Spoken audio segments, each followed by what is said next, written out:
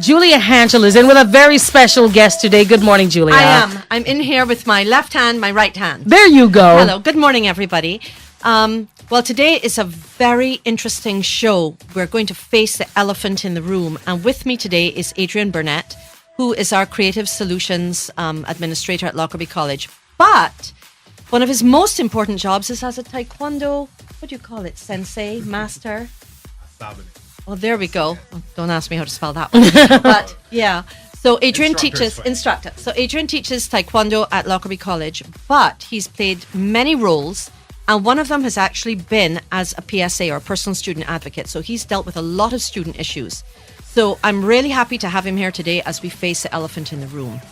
And this elephant comes from an article that was published in one of the Trinidad newspapers.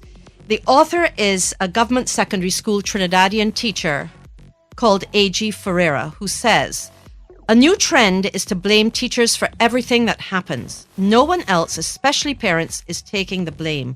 So this teacher created a checklist, which basically says, parents, you are the problem." Ouch. Ouch. Yeah. So my notes on this one before we start is, the world is changed by your example, not by your opinion. So today is going to be about the positives of how we can work together as a team. Everything has two sides, you know. A good marriage has two sides. A bad marriage has two sides. A healthy divorce has two sides. An unhealthy divorce has two sides. Collaboration and control of your end of the deal is what it takes. Because you know how they say it takes two to tango? Yep. It takes two to tackle a problem.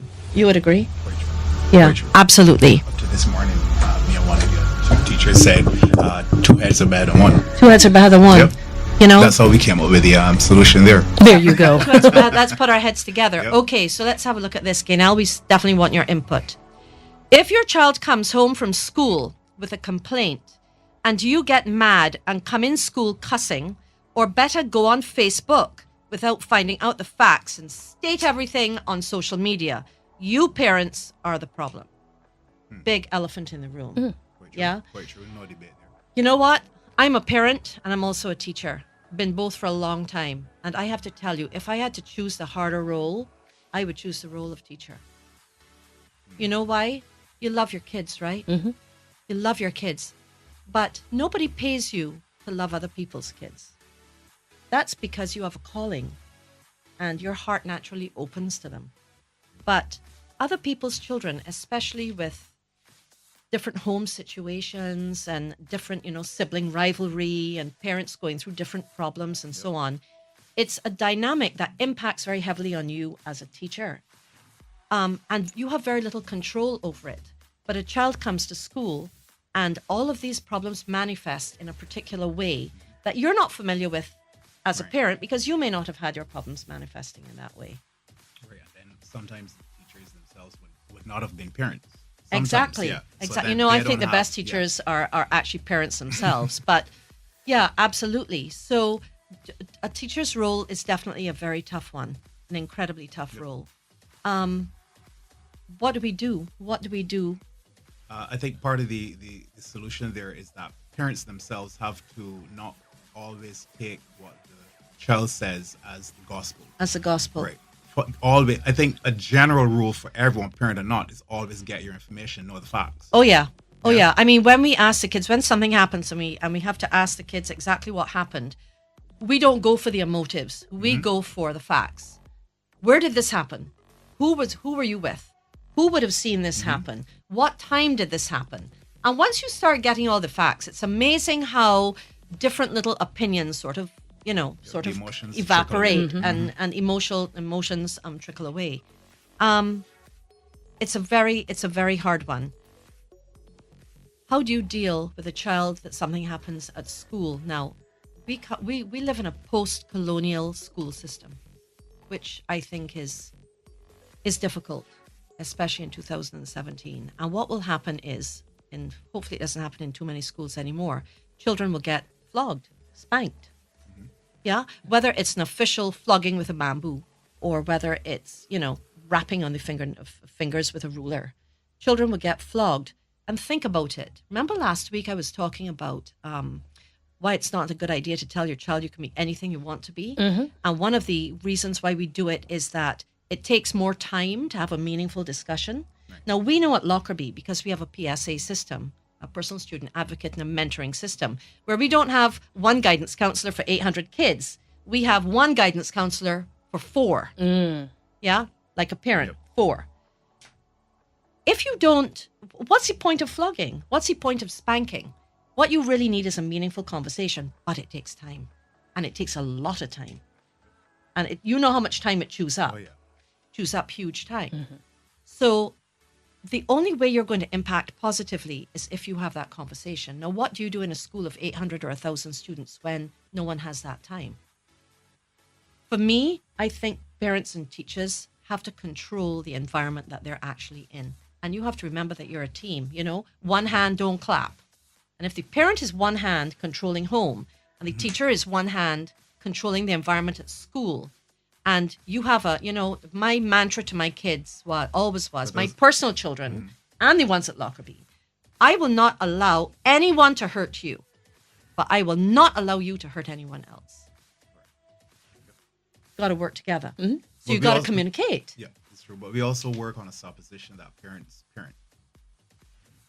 That And the they child's at work, home. and parents work on a supposition that, I love this. You're one side, I'm the other. And parents work on a supposition that when I send my child to school, my child is going to be safe. Right. They don't keep in mind that that teacher has 40 kids to deal with, right? And that teacher's going through a divorce and their own personal problems and so on. They send their child to school to be managed by a professional, so the child learns, the child behaves a certain way. You know, each person has suppositions, and you get busy in your life and you tend to leave it to the other person. And we hear a lot, here's me crossing over in your territory now, you hear a lot that, well, you're the professional, so you know what to do if my child, says something cruel, or you know what to do if somebody says something cruel to my child. But we know in our classrooms of 8 that you can actually manage those situations. How do you manage them in a class of 32? It's like Educational impossible. results. Yeah.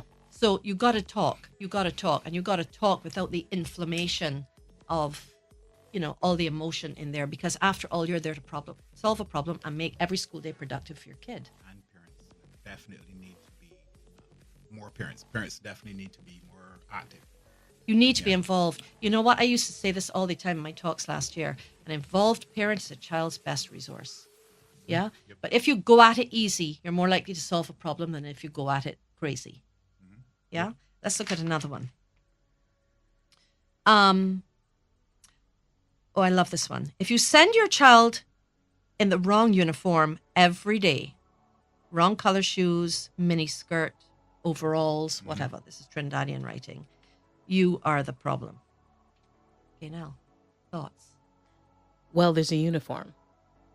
For a reason. For a reason. There are certain rules that go with said uniform. And the same way you would expect rules to be followed in your house, when you leave your house, those rules have to be carried into the school. Exactly. If you're the parent sending the children to school in the wrong uniform, without any kind of previous communication with your principal, Makes it the teacher's problem. Now it's the teacher's problem. No, it's the because teacher's problem. I have a child in here who is, in our eyes, willfully disobeying, but the child is not But the disobeying on parent their own. hasn't checked the child. Exactly. But you know what? They're not working alone. On the side of parents, we're tired.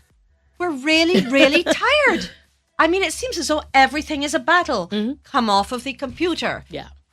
Or I'm going to turn off the Wi-Fi. Come down for dinner. Wash your hands now. Have you done your homework? I mean, by the time parents wake up in the morning, they are tired. Right, but But they still have a that's job to do. correct. It's still a parenting job. Oh yeah. Yeah. And I mean, write a note or pop into the school and say something to someone. The thing is that Communication. you've got to do as much as you can do without making it someone else's problem. And they've got to do as much as they can do without it being your problem. Communication is definitely the key. Think about it. If you have 2 or 3 kids and you're tired, imagine what it is for a teacher who has 32 kids. Yeah. 32 kids. And they're not only correcting problems from school, children being mean to each other and homework not done and children not understanding stuff. they're now correcting things that really are a parent's responsibility, like get your child organized, send them to school in the right uniform, get them to remember their games clothes and that kind of thing. Yeah. Oh my gosh, I saw a quote the other day. When was it? Yesterday online. And it basically said that 18-year-olds back in 1940 were fighting a war on the beaches of Dunkirk. 18-year-olds now, we are having to talk very easily to them. So that They're not have fragile. hurt You don't feelings. hurt the feelings. Fragile. Yeah. And in 1940, they were fighting a war to free the world. Yeah? Has to be a point where tough love steps in. Has to be a point. I'll give you a good example. I know we only have 5 minutes. I'll give you a good example of... Oh, and I also read an article that said the strictest parents raise the best children. So anyway, so I love telling stories about my daughter Helena, right? Who was child in progress Yep. and like the most amazing human being now. But my God, didn't she give me gray hairs? Yeah, during her day. So my girl goes to Queen's College, Form 1. Yeah, my old alma mater. It took me 25 years that I could pass on my Queen's College badge to her, which children didn't want to wear when she joined. Okay? That was a savage blow to my sort of pride. But anyway, she goes to Queen's College and I pick her up in the afternoon and the belt is over the shoulder. And the socks are down in the shoes, invisible. I said to her, "You are disrespecting my school uniform." She says, "Well, nobody wears socks that can be shown. You know, everybody wants a little sport socks. And the belt uniform is just too hot." I said to her, "Tomorrow, you better go to come when I pick you up. You better be wearing my Queen's College uniform correctly." My uniform. You think she did? No, no. Okay, I Look tell you, out. it's because parents are tired and the children try to wear you down. So I got creative, right? Cool and calm, I got creative. The next day I said to her, day 3 now, I said, "Guess what's happening today? That belt that keeps you so hot, you're going to school without it. And those socks that you don't want anyone to see, guess what? You're going to school without them too. And I'm going to write a letter and you're going to take it into the games excuse person and they're going to know that the reason why I have not sent you to school in the proper uniform is because you're disrespecting my old school uniform." So she had to stand up in in-house detention all day long with no socks, with no belt. And when she came home that afternoon, I said to her, "How'd it go for you?" She said, "Well, the whole school passed by me like she was an obstacle of their, joke." And I said, "And let me just tell you, if you think that you're going to get all wrong and strong with me, I'm very creative. The next time I see you disrespecting my school uniform and you're so hot you can't wear the belt," I said, "you might go to school with the tunic and the belt, but guess what won't be on? The shirt underneath this tunic. And if you're too hot with these socks and everything, you might go to school barefoot or just with the socks and no shoes. And we're gonna keep having this kind of little thing going on until you get the That message." requires a lot of effort. On You parents' see, part. that goes back to my point from You're, last week. you're tired, Julia. You're tired. You're tired. You're That goes back tired. to my point from last week. Have to It make takes effort. time. Yep. It takes time. However, how many times do you think I had to do that? Probably once. Once. So parents, you have a choice. You either have this argy-bargy with your children, yeah, and you're argy-bargying with teachers, yeah, many times, many years, or you deal with it effectively. The thing is, you see, I was a parent and I had to control my end of the deal because school couldn't get my child to come in the right uniform, but I had to do it. But the thing is, there was a reason for it. She wanted to be like her peers. She was 12 years old. She wanted to fit in. And other parents were letting me down. But that doesn't matter. You know what? Other parents are not her parent. So I had to do. You're a good parent too. I do my best. You do.